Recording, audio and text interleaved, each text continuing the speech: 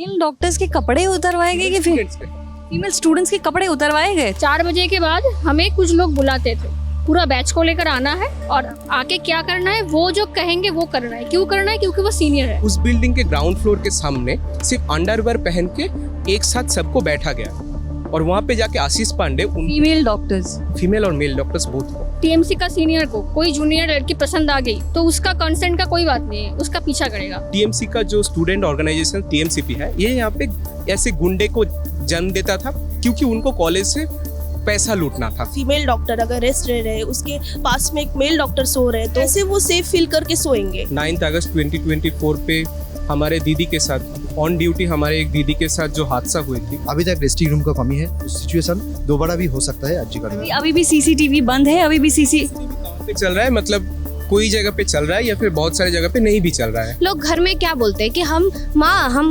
Hospital में पहुंच गए हैं, हम सेफ हैं। अब हम वो नहीं बोल सकते। अगर आप टीएमसी को वोट दें तो आप वोट दे रहे हैं, मैं तो आरजीकर में अभय के भाई होके बोल रहा हूँ, तो आप वोट दे रहे हैं पार्क स्ट्रीट के लिए, आप वोट दे रहे हैं कामदूनी के लिए। अगर आप बीजेपी को वोट दें तो आप वोट दे रहे हैं उन्नाव के लिए, हाथरस के लिए। आरजीकर मेडिकल कॉलेज और हॉस्पिटल पश्चिम बंगाल का वो अस्पताल जहां एक डॉक्टर का रेप कर उसकी निर्मम हत्या कर दी गई थी। पूरे देश को उस घटना ने हिला कर रख दिया था। आज उस घटना को करीब 1.5 साल का वक्त बीत चुका है, लेकिन अब भी लगता है कि सरकार ने अपनी गलतियों से कुछ सीखा नहीं है। अभी कुछ ही दिनों पहले इसी अस्पताल में एक पेशेंट के साथ आए अटेंडेंट की लिफ्ट मालफंक्शन की वजह से जान चली गई थी। लिफ्ट काम नहीं कर रही थी और वो पेशेंट के साथ जो अटेंडेंट आए थे वो उसमें फंस गए, जिसके चलते उनकी जान चली गई। आज हम इस आरजीकर मेडिकल हॉस्पिटल में पहुंचे हैं। व्यवस्थाओं के क्या हाल है वो जानने की कोशिश करेंगे।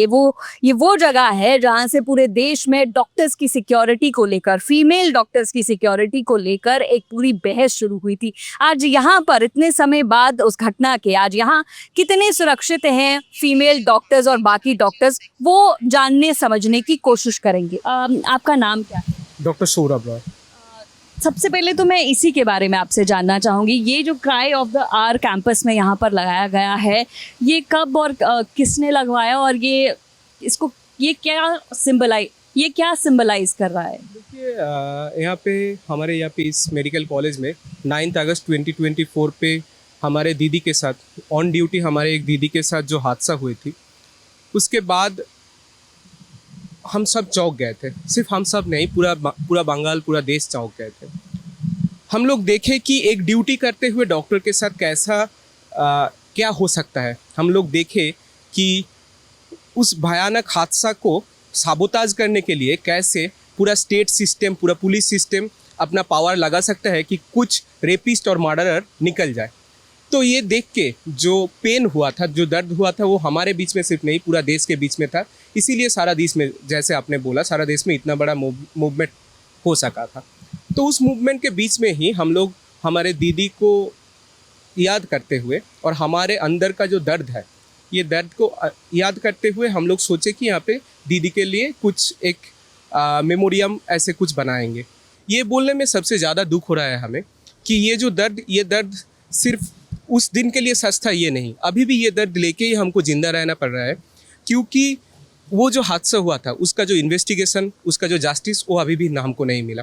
लोग नहीं मानते हैं कि अभी भी जस्टिस मिल पाया है अभय को? हम लोग कैसे मानेंगे? आप अगर देखेंगे, लास्ट एक महीने के अंदर ही ऑनरेबल कोलकाता हाई कोर्ट जो है, उनका चीफ जस्टिस ने एक इन्वेस्टिगेशन, एक मामला में, इसी मामला में बोले हैं कि उनको भी नहीं लगता कि ये काम सिर्फ एक आदमी वहाँ पे कर सकते हैं। तो जो फॉरेंसिक का रिपोर्ट है, जो पोस्टमार्टम का रिपोर्ट है, हम लोग तो वहाँ पे प्रेजेंट नहीं थे, हम लोगों को तो पता भी नहीं है, पर प्रिलिमिनरी किसी भी आदमी जिसके पास कुछ जो इन्वेस्टिगेशन की रिपोर्ट है, उनको ये लगेगा कि ये काम एक आदमी से नहीं हो सकता है। आपका क्या नाम है? मेरा नाम है ऋषिता रॉय। ऋषिता, आप भी यहीं से पढ़ाई कर रही हैं, क्या कर रही हैं, थोड़ा उसके बारे में? मैं यहाँ पे फाइनल ईयर में पढ़ाई करी हुई है। फाइनल ईयर में पढ़ रही हूँ। आप बताइए, आपको क्या लगता है कि जस्टिस मिल पाया? हालांकि अभी केस जो है ये कोर्ट में है, लेकिन अगर ऐसे हम आपसे पूछें तो आपको लग रहा है कि जस्टिस मिल पाएगा? देखिए, मिलने की आशा तो हम सभी करते हैं, क्योंकि अगर मिलने की आशा नहीं करेंगे तो इनके लिए ये जो दर्द है ये मिट जाएगा। और अगर हम जस्टिस मिलने की आशा नहीं करेंगे तो हम रास्ते पे उतर भी नहीं सकते। सुप्रीम कोर्ट ने जब ये सुओ मोटो लिया था तो उसका जो फर्स्ट हियरिंग था उसमें चीफ जस्टिस बोले थे कि सीबीआई ने ऐसा रिपोर्ट पेश किया है कि हमारे रूह कांप गए।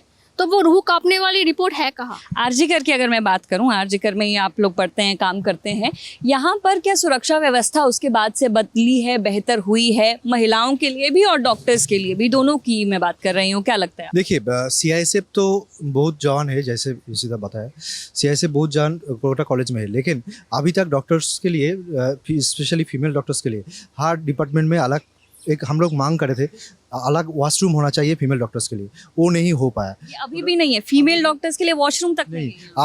अभी भी कॉमन वॉशरूम ही होता है, मैक्सिमम डिपार्टमेंट में ही कॉमन वॉशरूम ही है, फीमेल डॉक्टर्स के लिए अलग वॉशरूम नहीं है।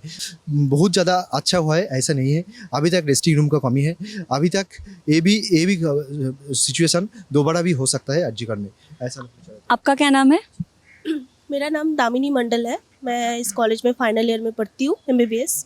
दामिनी के यहाँ पे व्यवस्था ठीक है? तो आप डिपार्टमेंट में जाएंगे तो वहाँ पे लिखा रहेगा कि मेल डॉक्टर्स रूम ऐसे करके, कि कॉमन डॉक्टर्स रूम ऐसे करके।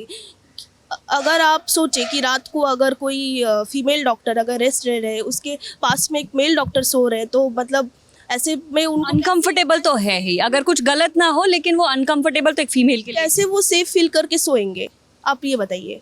और वो तो नहीं हुआ है, वॉशरूम का भी कमी है, वॉशरूम जो है बहुत ही गंदा रहता है। मैं डॉक्टर्स के वर्किंग आवर्स पे भी बात करना चाहती हूँ। क्या यहाँ फीमेल डॉक्टर्स की सहूलियत से वर्किंग आवर्स डिसाइड किए जाते हैं या ऐसा कोई व्यवस्था नहीं है? नहीं, ऐसा कोई व्यवस्था मुझे जितने तक पता है, सिर्फ आरजीकर में नहीं, वेस्ट बंगाल में, सारे इंडिया में भी कुछ इंस्टीट्यूट छोड़ के कहीं पे नहीं होता है।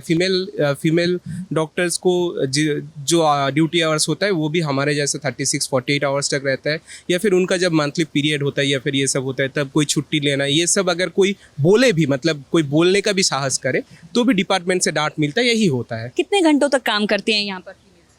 देखिए, फीमेल्स जो दादा ने बताया, जे 48 आवर्स 72 आवर्स का ड्यूटी होता है। इस पर जो है बहुत पेशेंट है, ठीक है। ये टर्शियरी केयर हॉस्पिटल है वेस्ट बंगाल का, ठीक है, कोलकाता में है, सारे डिस्ट्रिक्ट से पेशेंट आते हैं, 72 आवर्स होते हैं ड्यूटी। इसमें कोई ऐसे बीच में कोई ब्रेक नहीं है? बीच में ब्रेक मतलब जो ब्रेक है, आप वार्ड में रहिए, वार्ड में वही जो बोल रहे थे, कॉमन जो डॉक्टर्स रूम होता है जहाँ पे कभी भी पेशेंट पार्टी घुस जाता है या फिर बाहर के आदमी भी घुस जाते हैं। डॉक्टर्स के साथ हिंसा के जो मामले हैं ये लगातार सामने आए हैं, ये सिर्फ आरजीकर की बात नहीं है, और भी जगहों से लगातार सामने आ रहे हैं, क्योंकि डॉक्टर्स ऐसे आवर्स में काम करते हैं, सेफ्टी सिक्योरिटी उतनी होती नहीं है। आप भी प्लीज़ आगे आ जाएंगे, आप लोगों से भी बात करेंगे। आप लोगों को क्या लगता है कि ये जो सेफ्टी सिक्योरिटी नहीं है डॉक्टर्स के लिए, ये कैसे और कब ठीक होनी चाहिए? आप पहले अपना नाम बताइए और उसके बाद इस सवाल का जवाब दीजिए। मैं अयन कांति बाला हूँ, मैं आरजीकर का इंटर्न डॉक्टर। तो सेफ्टी सिक्योरिटी के बारे में अगर बात करें तो ये कांड होने के बाद थोड़ा सेफ्टी तो मतलब बड़ा है, सीआईएसएफ मुतैन है, सही बात। लेकिन हम लोगों का जो डिमांड था, जो सीसीटीवी है वो सही जगह में, मतलब अप्रोप्रिएट जगह में वो लगना चाहिए, ये हम लोगों का डिमांड था। लेकिन ये तो नहीं पूरा मतलब हुआ। क्या देखिए कि उसके कांड होने के बाद थोड़ा जगह में वो सीसीटीवी लगाया, लेकिन हुआ क्या, वो 1 महीने की 2 महीने के बाद वो सीसीटीवी बंद हो गया।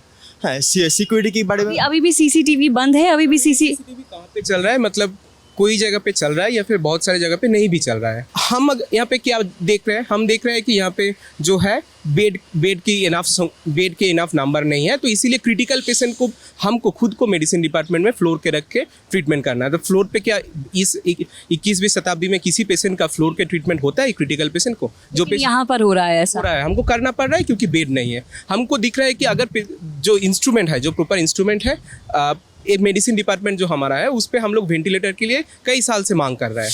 अभी भी वेंटिलेटर प्रॉपर, एक पूरा मेडिसिन डिपार्टमेंट में एक वेंटिलेटर है।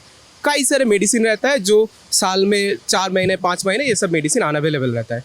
तो यहाँ पे, और जो पुराना इमरजेंसी था, जनरल इमरजेंसी, जहाँ पे सारे इमरजेंसी पेशेंट का ट्रीटमेंट हुआ करता था, उस इमरजेंसी में 14 अगस्त 2024 को जब हमारा मूवमेंट चल रहा था, तब हमारे ऊपर अटैक करने के लिए कुछ गुंडे, लोकल पॉलिटिकल गुंडे आकर उस इमरजेंसी को पूरा तोड़ दिया था। मैंने खबरों में बहुत पढ़ा है आरजीकर में थ्रेट कल्चर को लेकर भी, थ्रेट कल्चर भी एक शब्द बाहर निकलकर सामने आया था। इसके बारे में मुझे थोड़ा बताइए, ये आरजीकर का थ्रेट कल्चर क्या है, कौन किसको थ्रेट कर रहा है, कौन किसको धमका रहा है? मैं आरजीकर में 2022 का स्टूडेंट हूँ, बैच का। तो हम जब कॉलेज में आए थे तो हमको क्लास के बाद 4 बजे तक हमारा क्लास होता था, और ये जो रूम था BCR कहते थे इसको, बॉयज़ कॉमन रूम। इस BCR में 4 बजे के बाद हमें कुछ लोग बुलाते थे, पूरा बैच को लेकर आना है और आके क्या करना है, वो जो कहेंगे वो करना है। क्यों करना है? क्योंकि वो सीनियर है। जैसे कि क्या करवाते थे, थोड़ा बताइए। कभी भी ऐसे तू डांस कर ले, तू उसके साथ कुछ बोल ले, ठीक है, तू इसका एक्टिंग कर ले, तू 2 स्लैंग बोल दे। रैगिंग होती थी यहाँ, रैगिंग होता था, और जो नहीं मानते थे उनको थ्रेट किया जाता था। आरजीकर में रैगिंग होता था और इस पे कोई कंट्रोल नहीं था। कंट्रोल नहीं था और थ्रेट किया जाता था। उसको क्या कहा जाता था कि तू मेरे नाम पे पुलिस स्टेशन में कंप्लेन करने जाएगा तो जा, अगर कंप्लेन नहीं लेता तो मैं तेरे साथ जाता हूँ कंप्लेन लेने के लिए। ऐसा था उनका रौब। ये टाला पुलिस स्टेशन में उनका रौब था। और जो दूसरी बात है, आरजीकर में जो सबसे घटिया चीज़ था वो था, जिनको आप पसंद नहीं करो उनको फेल करवा दो यूनिवर्सिटी के एग्जाम में। ये कैसे पॉसिबल है कि उन्हें फेल करवा दो? आप लोग भी आगे आइए, आप आगे आइए, मुझे थोड़ा बताइए। आप आइए, आपका नाम क्या है पहले तो आप वो बताइए। मेरा नाम प्रीति नायक है, मैं BSc नर्सिंग स्टूडेंट हूँ। आप नर्सिंग स्टूडेंट है। पहले हम इस पर बात करेंगे, बाद में नर्सिंग की जो प्रॉब्लम्स है वो भी जानेंगे। आप मुझे बताइए, ये जो कह रही हैं कि फेल करवा दिया जाता था, ऐसा है और कैसे ये होता था? देखिए, हमने ये सुना है कि मतलब जिन लोगों को जो थोड़ा प्रोटेस्ट करते थे कि रैगिंग वगैरह का, उन लोगों के साथ ऐसे किया जाता था कि उन लोगों को एग्ज़ाम में फेल करवा देना या फिर कम मार्क्स देना, ये सब होता था। तो इनकी डिटेल्स मतलब मैं बोलती हूँ आपको कि अगर कोई बहुत अच्छा है पढ़ाई में, या सभी अच्छे हैं, बट कोई एक्सेप्शनल है और उनको शायद ऑनर्स मार्क्स आ सकते हैं, मतलब मोर देन 75%।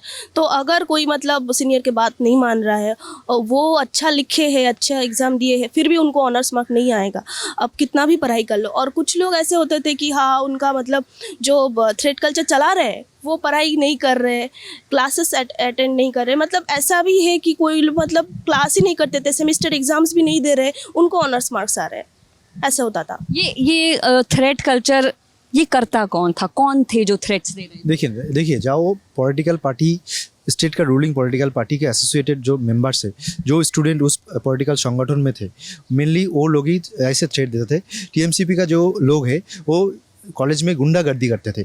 कोई अगर उसका बात ना माने, कोई अगर उसका जैसा ना बने, तो उसका एगेंस्ट में वो लोग एक्शन लेते थे। मतलब उनका रैगिंग करते थे, उनका एकेडमिकली करियर ख़त्म करने का भी धमकी देते थे। थ्रेट कल्चर तो एक बात है, और था खुलेआम मॉलेस्टेशन गर्ल्स का। ठीक है, अगर कोई TMC का सीनियर को कोई जूनियर लड़की पसंद आ गई तो उसका कंसेंट का कोई बात नहीं है, उसका पीछा करेगा। ठीक है, उसका पीछा करेगा। हमारा कॉलेज में ऐसा भी है, जब थ्रेट कल्चर के जो बहुत सारे लोग जब गवाही दिए थे, तब हमको और सबको पता चला था कि कितना लड़कियों के साथ यहाँ पे मॉलेस्टेशन हुआ था। और होने के बाद जो इंटरनल कंप्लेंट कमेटी थी तब, और जिसका चेयरपर्सन ये संदीप घोष जैसे लोग थे, वो कभी कोई एक्शन लेते तो नहीं, वो उसमें जाके एक लड़की कंप्लेन करी, इसकी भी गुंजाइश नहीं थी। अगर कोई कंप्लेंट करने जाता था, कोई फीमेल डॉक्टर या जूनियर डॉक्टर या जो थे पावर में, जो सीनियर्स थे, मतलब ऐसे है कि पास हो गए फिर भी कॉलेज में आ रहे हैं सिर्फ रैगिंग लेने के लिए। ये हो रहा है कि स्टेट का जो पावर है, TMC है, TMC का जो स्टूडेंट ऑर्गेनाइजेशन TMCP है, ये यहाँ पे ऐसे गुंडे को जन्म देता था, क्योंकि उनको कॉलेज से पैसा लूटना था। ये सब लूट के ये संदीप घोष, ये अभिजीत, इन सब के हाथ से ये चलता था स्टेट के हायर पावर के पास, और इसीलिए ये पूरा नेक्सस यहाँ पे जारी रहे। अब मैं बस एक बात बोलना चाहूँगा, आपको समझ में आएगा कि क्या चलता था आरजीकर में। कुछ सीनियर लोगों ने, जिनमें से एक था आशीष पांडे, कुछ सीनियर लोगों ने कुछ जूनियर स्टूडेंट्स को बोला था कि तुम इस सेमिनार में, इस मेडिकल सेमिनार में नहीं जाओगे। तो उन लोगों को जानना था वो सब्जेक्ट, तो उन्होंने वो मेडिकल सेमिनार में चला गया। जाने के बाद एक बैच का सारे मेल और फीमेल स्टूडेंट्स को एक साथ इकट्ठा करके, जो सेमिनार में गया था या फिर नहीं भी गया था, रात 11 बजे से 1 बजे तक, ये जो आप देख रहे हैं ना उधर PJB बिल्डिंग होता है, जो बिल्डिंग रात में पूरा बंद होता है, उस बिल्डिंग के ग्राउंड फ्लोर के सामने सिर्फ अंडरवेयर पहन के एक साथ सबको बैठा गया। और वहाँ पे जाके आशीष पांडे उन फीमेल डॉक्टर्स फीमेल और मेल डॉक्टर्स बोथ को, वहाँ पे जाके आशीष पांडे उन सबको मोलेस्ट कर रहे थे। फीमेल डॉक्टर्स के कपड़े उतरवाए गए कि स्टूडेंट्स के फीमेल स्टूडेंट्स के कपड़े उतरवाए गए थे? ये सब हुआ था, ये सब का ये सच कह रहे, फीमेल डॉक्टर्स के कपड़े उतरवाए गए थे? और आप जो देख रहे हैं ये जो लेडीज हॉस्टल है ना, आशीष पांडे ऐसा कहता था कि इसमें मेरा कंट्रोल है, 3 बजे लड़कियों को बुलाया जाता था यहाँ से। और अगर कोई ना जाए तो? अगर कोई ना जाए तो उनको साल के बाद साल यहाँ पे फेल करवाया जाएगा। उनको मतलब आशीष पांडे का पावर इतना था, मैं जिस दिन के बात कर रहे हैं उस दिन पे उनका बात था कि तुम्हारा घर कहाँ है। कोई बोला था मेरा घर है बाड़वान में, जहाँ पे टीएमसी का बड़ा लीडर है अनुब्रत मंडल, जो एक अलग बड़ा गुंडा था, है भी अभी तो बीरभूम में। तो उनको बोला गया था ठीक है मैं अनुब्रत दास से बात कर रहा हूँ, तुम्हारे घर में लड़का घुसाया जाएगा।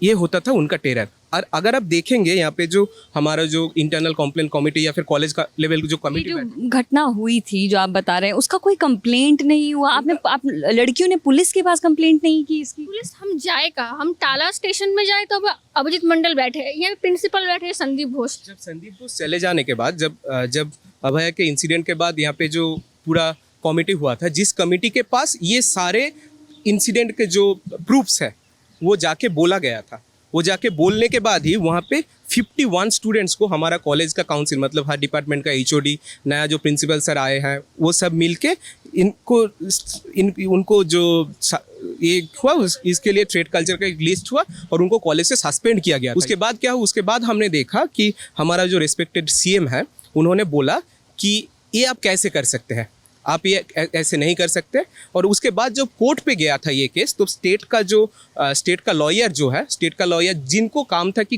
कॉलेज को रिप्रेजेंट करे, जिनको काम था कि बोले कि इसलिए इनको हमने बाहर किया है, वो वहाँ पे जाके बोला नहीं, हम लोग बोल रहे हैं कि इनको बाहर नहीं करना चाहिए था। तो उसके बाद क्या हुआ, वो जो कॉलेज काउंसिल का जो डिसीजन था कि यहाँ पे इसको सस्पेंड किया जाएगा, वो डिसीजन रिवोक हो गया। वो अभी भी कॉलेज में घूम रहे हैं। अभी भी वो लोग कॉलेज में आते हैं? अभी भी जो मतलब 2 जगह है, कुछ लोग हैं जेल में, बाकी सब कॉलेज में घूम रहे हैं। आप बताइए नर्सिंग, क्योंकि आप नर्सिंग स्टूडेंट है, तो नर्सिंग स्टूडेंट्स की क्या समस्याएं हैं?